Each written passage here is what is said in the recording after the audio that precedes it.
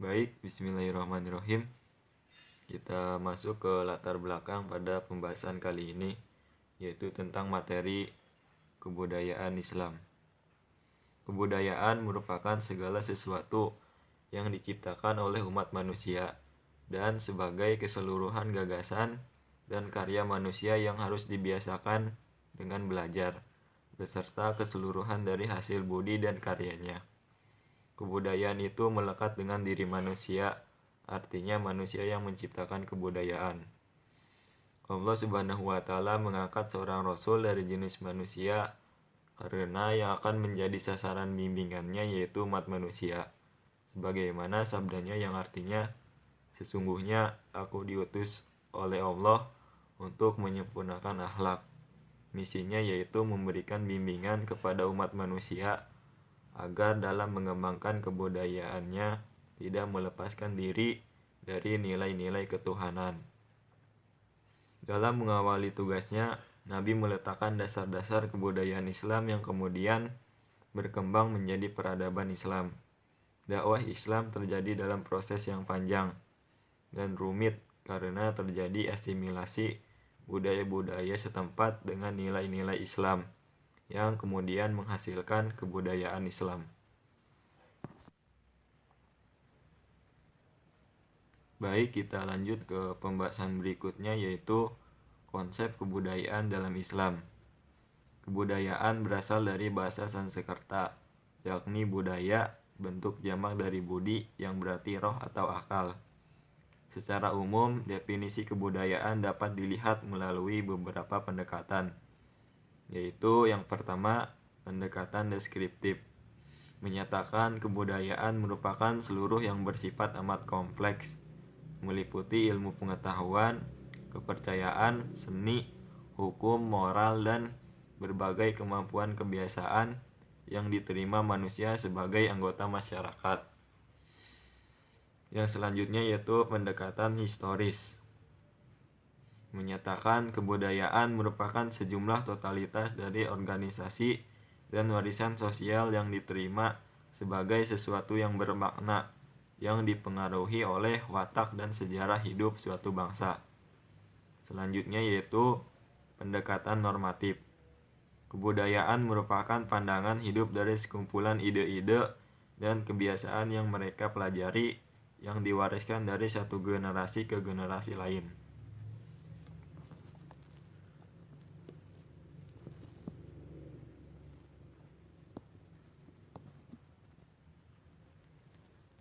Lanjut yaitu ke pendekatan psikologi. Kebudayaan merupakan semua kelangsungan dari proses belajar suatu masyarakat. Selanjutnya pendekatan struktural, yaitu kebudayaan merupakan pekerjaan dan kesatuan aktivitas sadar manusia yang berfungsi membentuk pola umum untuk menemukan penemuan-penemuan yang bersifat materi maupun yang non-materi. Yang selanjutnya yaitu pendekatan genetik. Kebudayaan merupakan produk alat-alat, benda-benda, ataupun ide dan simbol. Kebudayaan merupakan suatu persoalan yang sangat luas cakupannya. Namun esensi dari semua itu adalah bahwa kebudayaan pada dasarnya melekat pada manusia. Secara umum, kebudayaan dapat dipahami sebagai hasil olah akal berupa satu yaitu cipta, kerinduan manusia untuk mengetahui rahasia hal yang ada dalam pengalamannya secara lahir dan batin. Hasil cipta berupa ilmu pengetahuan. Yang kedua ialah karsa, kerinduan manusia untuk menyadari tentang asal-usul manusia sebelum lahir dan kemana manusia sesudah mati. Hasilnya adalah berupa norma-norma dan kepercayaan. Yang terakhir ialah rasa, kerinduan manusia akan keindahan sehingga menimbulkan dorongan untuk menikmatinya.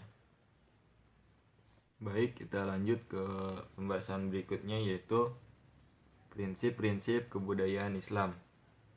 Dari sini dapat kita definisikan bahwa kebudayaan Islam adalah suatu hasil olah akal, budi, cipta rasa, karsa, dan karya manusia yang berlandaskan pada nilai-nilai tauhid dan syariah Islam. Salah satu pokok kebudayaan Islam adalah Produk budaya tersebut tidak bertentangan dengan nilai-nilai tauhid dan syariah Islam.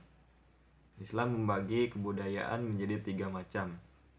Yang pertama ialah kebudayaan yang tidak bertentangan dengan Islam. Dalam kaidah fikih disebutkan al-adatu muhakkamatun. Artinya, segala sesuatu yang berkembang dalam masyarakat dan tidak bertentangan dengan nilai-nilai tauhid dan syariah Islam. Yang kedua ialah kebudayaan yang sebagai unsurnya bertentangan dengan Islam, kemudian direkonstruksi sehingga menjadi kebudayaan Islami. Yang terakhir ialah kebudayaan yang bertentangan dengan Islam. Maka dapat dikategorikan sebagai sesuatu yang berkembang dalam masyarakat manakala tidak bertentangan dengan ajaran Islam, maka dapat diklasifikasikan sebagai kebudayaan Islam. Baik, kita lanjut ke pembahasan berikutnya, yaitu sejarah intelektual Islam. Menurut Profesor Dr. Harun Nasution, periodisasi sejarah kebudayaan Islam dapat dikelompokkan menjadi 3 fase atau 3 periode. Yang pertama ialah periode klasik, yaitu periode dimulai dari tahun 650 sampai 1200 Masehi. Yang kedua ialah periode pertengahan, yaitu periode antara tahun 1250 sampai 1800 Masehi. Yang ketiga ialah periode modern, yaitu antara tahun 1800 sampai sekarang.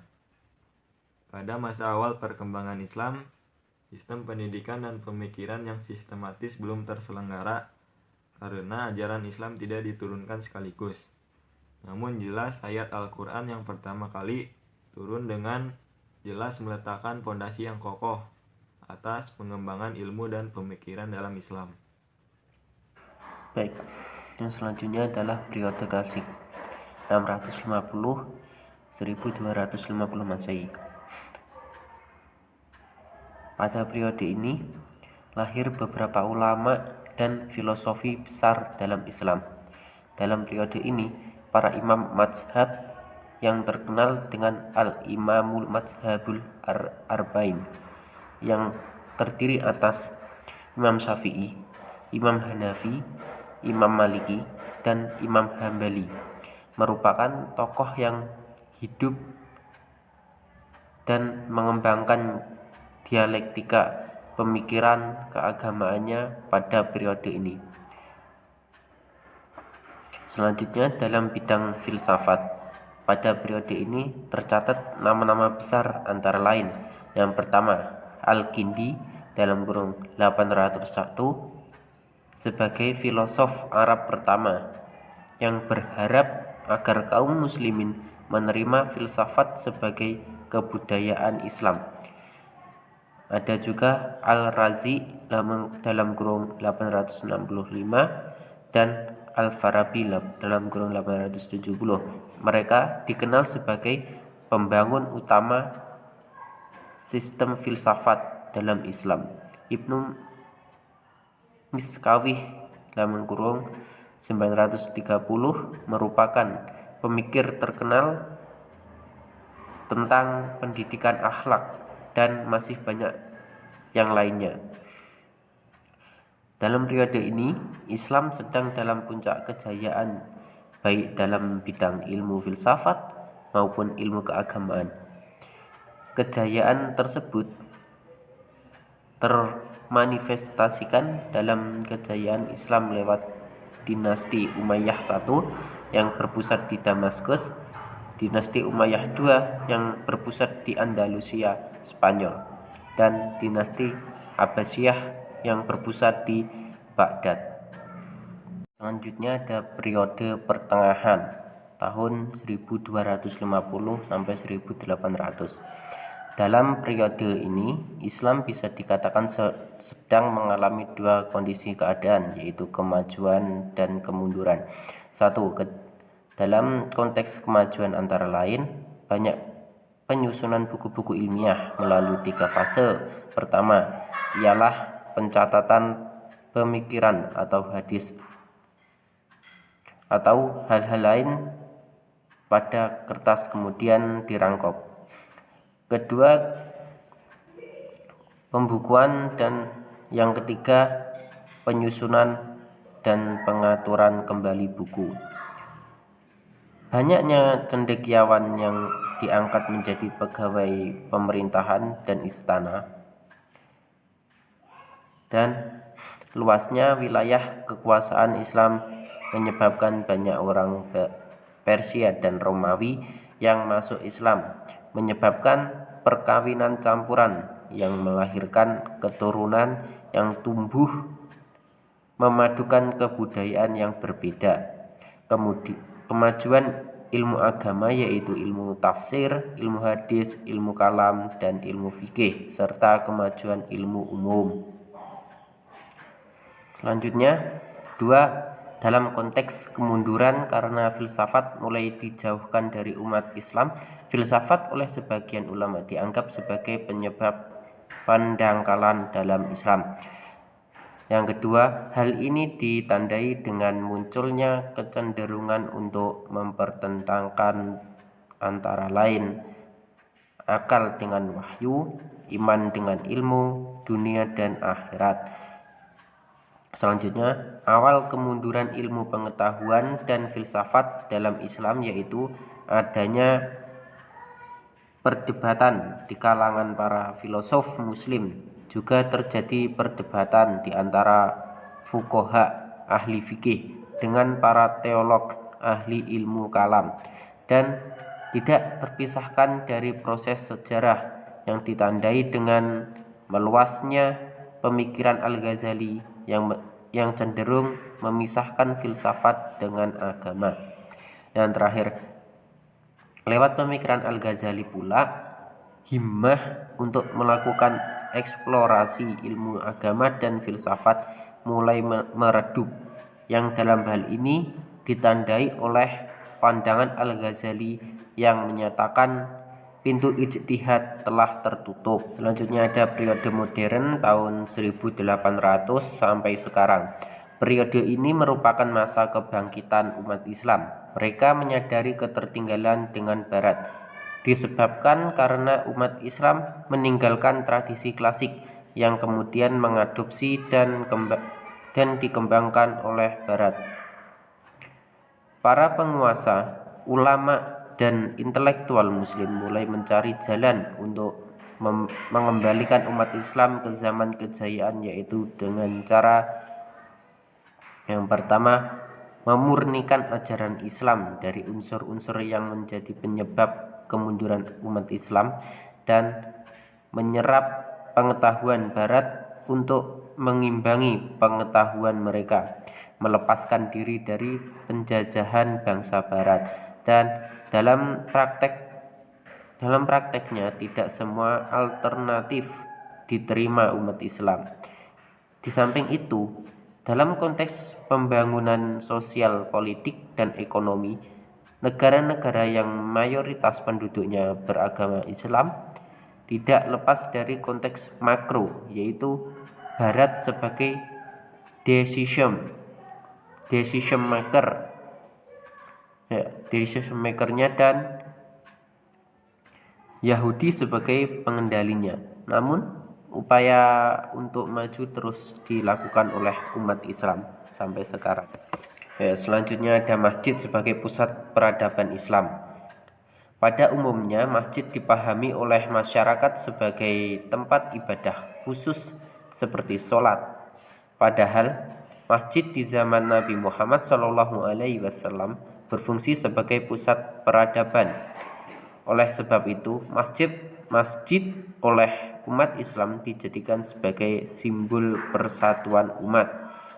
Sejak Nabi Muhammad SAW mendirikan masjid pertama kali, fungsi masjid sebagai orisinil, kokoh, sebagai pusat peribadatan dan peradaban. Pendek kata, masjid sebagai pusat kerohanian dan sosial politik. Dalam sejarah Islam, masjid selain sebagai sarana untuk melakukan ibadah, masjid juga merupakan awal mula berkembangnya Islam dan segala pernak-pernik di dalamnya seperti pemikiran, ekonomi, politik, dan kebudayaan. Dari hal ini dapat kita pahami bahwa masjid pada dasarnya memiliki peran ganda, yakni selain sebagai pusat untuk melaksanakan aktivitas ritual, masjid juga digunakan sebagai sentra hubungan sosial seperti pendidikan dan yang lainnya. Baik, bismillahirrahmanirrahim. Melanjutkan ke materi selanjutnya, yaitu nilai Islam dalam kebudayaan Indonesia. Transmisi Islam ke Indonesia bukan hanya untuk pada sisi ajaran dogmatis keagamaan saja, melainkan juga dibarengi oleh proses akulturasi budaya antara para pembawa ajaran Islam dengan budaya lokal setempat. Beberapa bukti masuknya nilai-nilai Islam dalam produk budaya setempat atau proses akulturasi dapat dilihat dalam pola dakwah yang dikembangkan oleh para wali di tanah Jawa, seperti Sunan Kalijaga yang menggunakan instrumen pewayangan sebagai media dakwah. Di samping itu, berkembangnya produk budaya lokal yang telah mengalami akulturasi dengan nilai-nilai dapat dilihat juga dalam perkembangan pada zaman sekarang. Begitu banyak jenis kebudayaan Islam.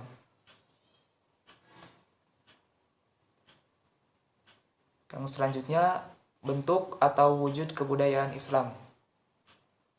Bentuk atau wujud kebudayaan Islam paling tidak dapat dibedakan menjadi 3 hal, yaitu yang pertama wujud ideal, yang kedua wujud aktivitas, yang ketiga wujud artefak atau benda. Yang pertama wujud ideal. Kebudayaan Islam yang berwujud ideal atau gagasan adalah kebudayaan yang berbentuk kumpulan ide-ide, gagasan, nilai-nilai, norma-norma, peraturan, dan sebagainya yang sifatnya abstrak, tidak dapat diraba atau disentuh. Sebagai contohnya antara lain, pemikiran di bidang hukum Islam muncul ilmu fikih. Kedua, pemikiran di bidang agama muncul ilmu tasawuf dan ilmu tafsir. Yang ketiga, pemikiran di bidang sosial politik muncul sistem khilafah Islam yang diprakarsai oleh Khulafaur Rasyidin. Yang keempat, pemikiran di bidang ekonomi muncul peraturan zakat, pajak. Yang kelima, pemikiran di bidang ilmu pengetahuan muncul ilmu sejarah, filsafat, kedokteran, ilmu bahasa, dan lain-lain. Baik, selanjutnya di antara tokoh-tokoh yang berperan antara lain Imam Syafi'i, Imam Hanafi, Imam Hambali, Imam Maliki di bidang ilmu fikih. Yang kedua, Umar bin Khattab di bidang administrasi negara dan pemerintahan Islam. Yang ketiga, Ibnu Sina dan Ibnu Rushd, bidang filsafat. Yang keempat, Ibnu Khaldun di bidang sejarah yang sering disebut dengan Bapak Sosiologi Islam. Wujud kebudayaan ini terletak di alam pemikiran warga masyarakat. Jika masyarakat tersebut menyatakan gagasan mereka itu dalam bentuk tulisan, maka lokasi dari kebudayaan ideal itu berada dalam karangan dan buku-buku hasil karya penulis. Baik, selanjutnya yaitu bentuk atau wujud kebudayaan Islam yang kedua, yaitu wujud aktivitas. Kebudayaan Islam yang berwujud aktivitas sering pula disebut dengan sistem sosial. Sistem sosial ini terdiri dari aktivitas-aktivitas manusia yang saling berinteraksi serta bergaul dengan manusia yang lainnya, antara lain yang pertama, penggunaan bahasa Arab sebagai bahasa resmi pemerintahan Islam pada masa dinasti Umayyah. Yang kedua, memunculkan gerakan ilmu pengetahuan dan penterjemah ilmu-ilmu bahasa yang berbahasa Persia dan Yunani ke dalam bahasa Arab. Yang ketiga, gerakan ilmu pengetahuan mencapai puncaknya pada masa dinasti Abbasiyah, di mana kota Baghdad dan Iskandariyah menjadi pusat ilmu pengetahuan ketika itu. Lanjut ke bentuk atau wujud kebudayaan Islam yang ketiga, yaitu wujud artefak atau benda. Artefak adalah wujud kebudayaan fisik yang berupa hasil dari aktivitas, perbuatan, dan karya semua manusia dalam masyarakat berupa benda-benda atau hal-hal yang dapat diraba, dilihat, dan didokumentasi. Contoh kebudayaan Islam yang berbentuk hasil karya diantaranya seni ukiran kaligrafi yang terdapat di masjid-masjid, arsitektur bangunan, dan lain sebagainya. Secara singkat, kebudayaan Islam antara lain yang pertama di bidang seni, contohnya syair, kaligrafi, hikayat, dan lain-lain. Yang kedua di bidang fisik, yaitu masjid, istana, keraton, dan lain-lain. Yang ketiga di bidang pertunjukan, yaitu hadroh, qasidah, dan lain-lain. Baik, kesimpulan presentasi hari ini yaitu kebudayaan berasal dari bahasa Sanskerta, yaitu budaya, yang merupakan bentuk jamak dari budi atau akal. Budi mempunyai arti akal, kekuatan, dan norma. Sedangkan daya berarti hasil karya cipta manusia. Istilah kebudayaan sering dikaitkan dengan istilah peradaban. Perbedaannya, kebudayaan lebih banyak diwujudkan dalam bidang seni, sastra, religi, dan moral. Sedangkan peradaban diwujudkan dalam bidang politik, ekonomi, dan teknologi. Apabila dikaitkan dengan Islam, maka kebudayaan Islam adalah hasil karya, karsa, dan cipta umat Islam yang didasarkan kepada nilai-nilai ajaran Islam yang bersumber hukum dari Al-Quran dan Sunnah. Sejarah kebudayaan Islam ialah kejadian atau peristiwa masa lampau yang berbentuk hasil karya, karsa, dan cipta umat manusia yang didasarkan kepada sumber nilai-nilai Islam. Sekian presentasi dari kelompok kami, kurang lebihnya mohon maaf.